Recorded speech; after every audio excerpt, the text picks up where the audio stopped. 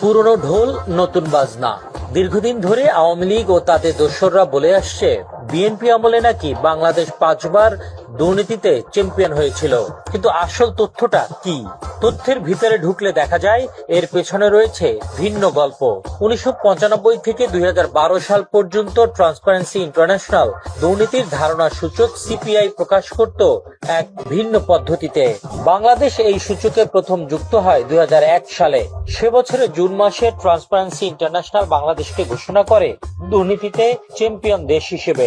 তাদের সূচকে দেশের স্কোর ছিল 10-এর মধ্যে 0.4। তবে যেটা অনেকেই জানে না কিংবা জানলেও বলে না, সেটি হলো আগের 3 বছরের দুর্নীতি বিশ্লেষণ করে এই সূচক তৈরি করত সংস্থাটি।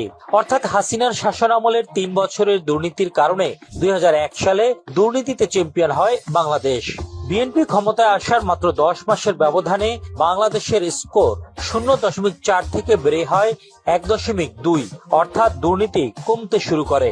2003 সালে স্কোর 1.3, 2004-এ 1.5, 2005-এ 1.7 এবং 2006 সালে বেড়ে দাঁড়ায় 2.0। অর্থাৎ বিএনপি আমলে দুর্নীতি ধারাবাহিকভাবে হ্রাস পায় এবং বিএনপির সময়েই বাংলাদেশ দুর্নীতির চ্যাম্পিয়ন তকমা থেকে মুক্ত হয়ে তৃতীয় অবস্থানে উঠে আসে। তাহলে বাংলাদেশকে দুর্নীতির চূড়ায় তুলেছিল কারা? উত্তর একটাই, আওয়ামী লীগ।